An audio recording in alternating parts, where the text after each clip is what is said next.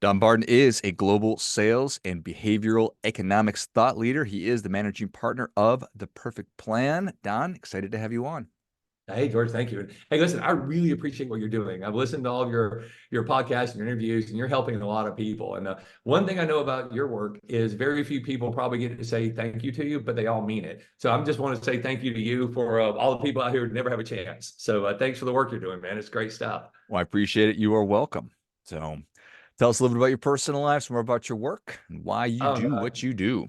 I always tell people somewhere between the Jason Bourne movies and Forrest Gump. If you took Jason Bourne and Forrest Gump and you slammed them together, that's my life. But it's a little bit more on the Forrest Gump side. Ironically, right place, right time. Pretty bright, but something still going on. You got to figure it out. But every once in a while, it gets exciting. So now I appreciate it. I'm a behavioral economist. I'm a professor. I spent about 25 years on Wall Street, working for Wall Street based firms, flew all over the world. I was on international teams, and I got to work with the best and the brightest. And I was smart enough to know that I wasn't that smart. And so I started asking a lot of questions, like, what is it that these people do differently? And we've been able to turn it into some academic work, and I'm really proud of it. It's been around the world a few times. So we really look at why people make the decisions they do and how we can help businesses grow. Because if you're not growing, you're just dead. And there's a lot of businesses out there that don't want to grow. Ironically, it's weird. They just want a job. They just want to kind of work, not work for somebody else, control their destiny. They just want to putter around. Nothing wrong with that. That's great. But if somebody is a real entrepreneur and somebody who really wants to do something and grow, then they're going to look for capabilities and they're going to look for it with courage. And what we do is say, if you've got the courage, here's some studies, here's some work that we've seen, here's some very bold questions that we ask that might be different than what you're used to. And I think we have a chance, like you, to help a lot of people out and help them grow and help them in a kind way get out of their own way. I love it. How'd you figure out that Jason Bourne meets Forrest Gump? Just the years of looking at it going, my life, that's just me. I watch a movie and I'm like, oh, that's me. Oh, I've done that Jason Bourne stuff. And then you see Forrest Gump and go, yeah, I've done that too. So that's the best way I can describe it. That's also me. I think that that's awesome. It's pretty cool. So the work you're doing obviously touches a lot of different aspects, all different kinds of people. What's sort of on the cutting edge for you right now, or what are you most excited about? Oh, thank you for asking. I'm really excited about some work that's coming out soon. I've been working on this theory in my head for about 10 years now, and I was able to prove it. And I went to a lot of academia, which I'm not one of those guys. I'm an academic guy who's not academia. I don't like those people. But anyway, 'cause, they love to write papers and tell you how they predicted it a few years ago, but never can find the prediction, right? So I'm a forward behavior economist. So I look and say, I really want to know why people make decisions they do. I really want to know why consumers buy things. I want to ask questions about trends and things that we see that's unique, because economics is just a reflection of humans. That's it. It's the art reflects life or life reflects art. Economics reflects us and what our hopes and desires are. So a few years ago, I had this idea, and I've been working on it in a doctoral level with Columbia International University, and we've been focusing on a few ideas that I had. And we were able to prove it, to be frank with you. And my newest theory, which I'm excited about, is called Here Come the Girls. And basically, I've got women taking over all of global leadership between the year 2028 and 2032. And by global leadership, I mean everything from the local deli to parliament. I mean, everything is going to be dominated and run by women. And so the question was, if we see this trend going, how can we prove it? Well, we prove it. It's just math. It literally is just math. It's time. And we can already see it. Like right now, there's more young girls in undergrad school than there are guys. It went from 5% women in medical and dental schools to now 60%, women. So you look at boardrooms, you're seeing things start to shift and change. So we went back and said, the economy doesn't care about political mantra. It just doesn't. The economy doesn't care about diversity because it's going to go to the place that, is the most efficient and well run. So when you start looking at this, and you take all the stuff you see in the news out of the equation and you say, what's the truth? Well, truth lies in mathematics, in the numbers. So we were able to look back at the population curve. combine it with everything from the birth control pill, which gave women freedom in their careers, to education, access to education, change in social construct. And we were absolutely able to prove that the time has come and women are about to take over the vast, vast majority of leadership.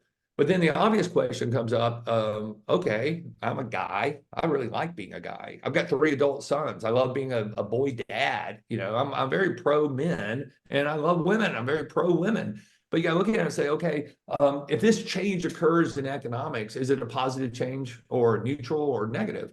And we were able to go back and look at it and say, not only is it positive, it's exponential. That I believe that when this occurs, we're going to see such a boost in our economic reality that we're going to see a minimum 3x growth in the economy worldwide, because women really are better leaders. Women really are better at connecting with the consumer. And when you look at the entire model, it's just the time has come. And now we know what women do differently. We know why women are great leaders. We've done 700 and something hours of interviews of female leaders around the world. And it's amazing how consistent they are. And they're not talking to each other. They don't sit around and have a playbook that they're passing around. They just do it. And it's something that's a beautiful, beautiful thing. So in the next few years, we're going to see a big shift in the economy. We're going to see a big shift in social construct. And it's going to be a beautiful thing, man. It is going to be great. But the best thing about it, I'm happy to explore wherever you want to go with the conversation. But the best thing about it is the secret to what women do to be better leaders is not a girl thing. It's just something girls do, which means guys can be trained. So not only is there going to be an exponential positive hit in the economy coming up, but the consumer, the workplace employee, families, everybody's going to be better off. But it's not Amazonian. Once men figure this out and they start doing it, we're going to see another kicker go. So I think we're on the verge of a monstrous shift that might be equal to the Industrial Revolution, but have a 10x type response to it. So that's what I'm excited about now. Here come the girls. It's a good reason to be excited. So let's Yeah, just dig into what those things are that they do differently that is learnable, transferable. yeah, sure. Well, I tell you, it's real simple. And every guy out there knows that girls are better, smarter, and faster, right? We get that. Girls can think critically. Every dude on the planet will know it. Might not admit it in public, but they know it. Okay. So we look at this and say, okay, how does a guy approach a problem like in business or in leadership? Most guys, when an employee comes up and says, hey, we got this problem, it could be supply chain, it could be sales, it could be anything. Most of the guys in leadership will just say, okay, let's fix it. They roll their sleeves and they jump in and they fix it. And in most cases, it's very dictatorial and they show the person, how to do it their way. In other words, the male leader's way. They just fix things. Guys fix stuff. That's what we do. We're real good at it. But we're seeing this new economy come out. And we got to ask ourselves, wait a minute. How come men have been the dominant gender? How come in business and leadership and any type of patriarchal system, why have men dominated? It's an easy answer. It's called red muscle mass. I'm better at cutting down a tree than most women are. I'm better at fighting a saber-toothed tiger than women are. I'm not very good at it, but all the girls got to do is run faster than me, right? I'll always slow the thing down. I'm going to die, but it's going to, I'll do it. But red muscle mass, genetic development causes us to dig oil wells and build bridges and do things better, faster, and more efficiently. Problem is that that's not needed anymore, not to the way that it was. And I'm all for the skill trades. I mean, skill trades are going to be the next big boom, but we look at it and go, okay, well, we have automation, we have tools, we have things right now that can help us out. We don't need that red muscle mass. So now all of a sudden everything's neutral. So the girls have a chance to rise up. And if you look at the math behind it, you go, okay, that's really cool. Guys know how to fix things. We know how to build things. We know how to use our muscles. But how does a woman approach the same problem? And this is what we learn. Whereas a guy just jumps in and says, okay, let's fix it. Okay. A woman has 3 steps that she does to fix it. The first thing a female leader does is she always shows sympathy to the problem. In other words, she acknowledges, yeah, that's a real problem. Like if a teammate comes up or an employee comes up and says, hey, we've got these cargo ships stuck in the ports of LA and we can't get them off because there's some issue with customs and there's a threat of a union strike and there's all this mess. What a female leader will do is acknowledge the problem and be sympathetic about the problem, not the person, but she'll acknowledge the problem first, which gives credibility to the person that, hey, dude, yeah, I get it. That's a real problem. Then the second thing she does before she fixes it is she shows empathy to the person. She'll look at that person and say, hey, how does this affect you? How does it make you feel? How are you embracing, and what's your relationship with this? I'm so, so sorry, because that's not your fault. That's not your problem. So she shows sympathy to the problem. Then she shows empathy to the person. Then this is where the magic happens. Then what she does is she leans in, and we heard women describe it two different ways. Some of them call it meeting in the grave. Others call it meeting them halfway. But what they do is they lean into the person who brought them the problem, and then they ask the most beautiful question. They say, what would you do? If you had a magic wand, what would you do to fix this? And what happens is the person on her team is now empowered, and they can sit there and say, oh, well, here's what I would do. Boom, boom, boom, pull this lever, do this, do that. And then most female leaders will look at it, if they're correct, if the person's idea was good, and say, okay, go do that. In other words, I don't have to tell you what to do. I can give you permission to go do it. You have the commitment, you have the courage, you have the capabilities to go out there and do it. Go be you. And what she's doing by showing sympathy to the problem, empathy to the person, and then meeting them in the middle so the person can answer it, she's creating such a level of empowerment that the next time that there is a problem, that team member doesn't come to her, doesn't bog her down.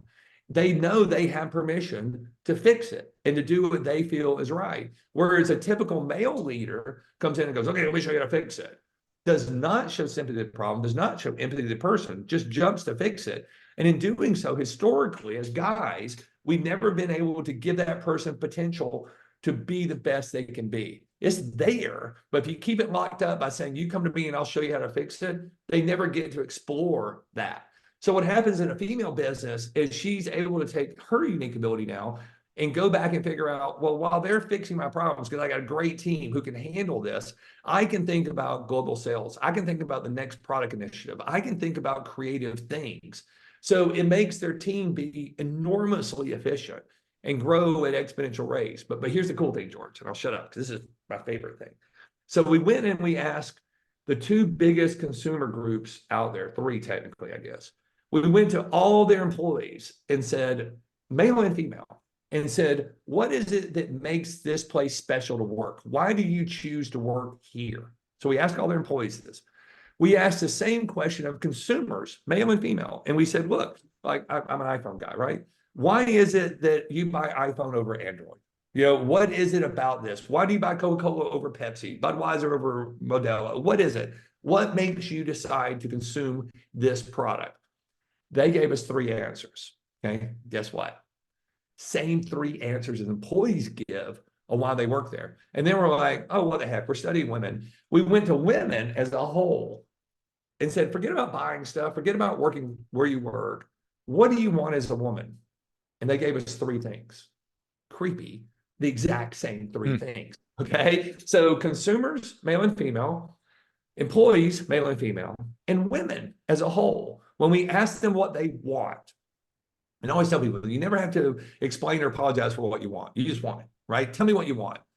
The three things that every single person in that group said is the first thing I want from an employer, from a product, or the first thing I want as a woman is to be seen. I just want to know that you see me. Then the second thing I want is to know that you hear me. As a consumer, I want to know that my opinion means something. So I want you to see me and I want you to hear me. But most importantly, I want you to understand me.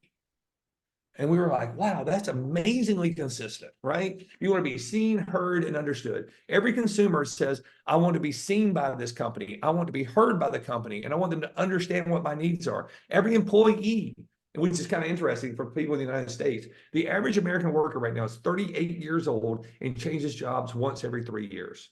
So when they change jobs, what are you looking for? I want to be seen. I want to be heard. I want to be understood. When we ask women, what do you want as a woman? Just, I don't know. I'm not genetically a woman. What do you want as a woman? They're going to say, I want to be seen, I want to be heard, and I want to be understood. And we're like, holy cow, what does that mean to be seen, heard, and understood? And I can tell you, the answer is beautiful. It means that they're valued. So if a consumer feels seen, heard, and understood, they feel valued. If an employee feels seen, heard, and understood, they feel valued. A woman wants to be valued because she is seen, heard, and understood, not talked down to. She wants her shot. So think about this, George. They want to be seen, heard, and understood so they can be valued. Now go back to what we said about female leaders. What do? They show sympathy to the problem. I see the problem. They show empathy to the person. I hear you. And then they say, what would you do? They meet them in the middle. I understand you.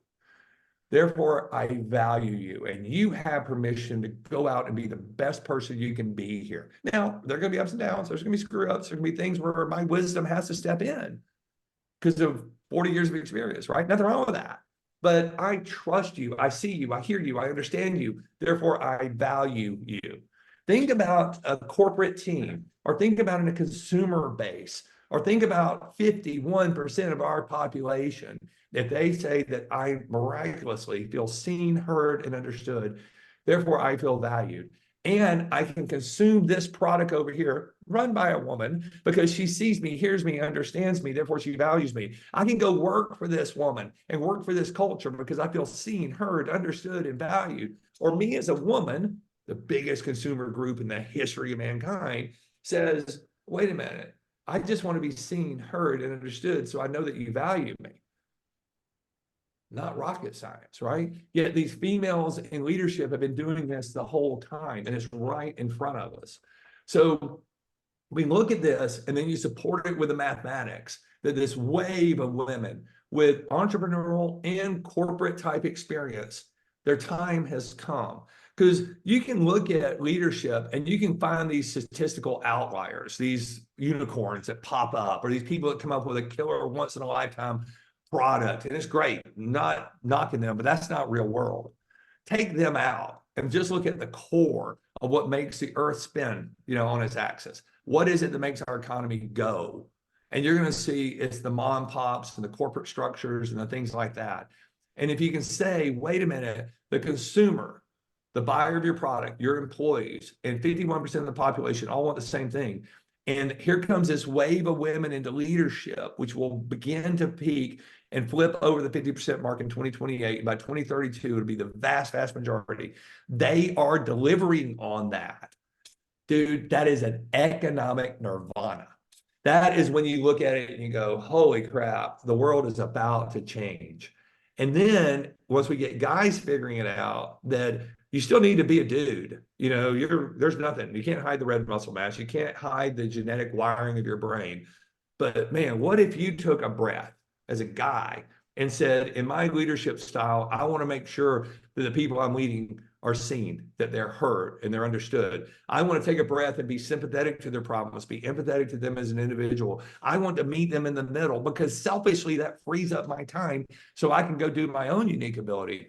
My God, when we get both boys and girls doing this, George, it's going to be a thing. So I think from economics, I can tell you that there's going to be a massive increase in economic output and consumption, which is nirvana. That's what we want as economists, around 2028.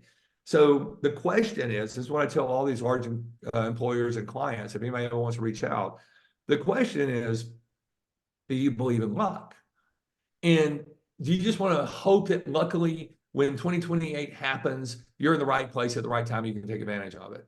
What I tell people all the time is I absolutely believe in luck, but luck favors the prepared. So what are you doing to be prepared? What are you doing to say that in 2028, I've got a 3.5-year run now, man. I am going to be so ready that when this economy takes off, my production skills are going to be ready. My team's going to be ready. Our culture is going to be ready. Everything that we've got is in place. Now, does that mean you need to go out there and only hire women? No, you need to hire the right people. But the mathematics are going to take care of themselves. Women are going to be the right people. They already are the right people. They can help boost the economy and the world into another level. And then for the first time, the anomaly is going to flip over and women are going to be dragging men and saying, hey guys, come on, wake up. Let's be sympathetic. Let's be empathetic. Let's help our employees and meet them in the middle. Let's do some things that are purposeful that says that we're going to see them. We're going to hear them. We're going to understand them. Therefore, we value them. And then we're going to sit back and smile because the world's about to get really, really good. And I'm excited about that. I mean, it's just something that we've been working on for 10 years. We put the past 3 years of our lives into this. The doctoral paper will publish sometime this month. And by the end of the month, hopefully at least 1st of June at the latest, the commercial book, Here Come the Girls, will be out. And we got some high hopes that it's going to affect and help a lot of people. But most importantly, people will be prepared and they won't be blindsided because, and I'll shut up and tell you this, but when I teach economics, I always tell people to go back and study Darwin. And they look at me and go, "What are you talking about? That's biology." And I'm like, "No, I don't think so. I believe the greatest economist of all time was Charles Darwin. If you take his biological theories of evolution and natural selection and you apply it to the economy, works like a charm. Does it work in biology? Sometimes, not always, but sometimes." Okay. He was good. He was a smart guy. But I think we missed the boat. I think we need to apply him to economics. And if you do, oh my God, what is happening? Natural selection, the rise of women in leadership, the mathematical function that proves it, the evolution that's been taking care over time, the convenience and convergence of a service-based economy, the no or the lack of need for as much red muscle mass as we've had in the past, and the need for advanced critical thinking, which women are just better at.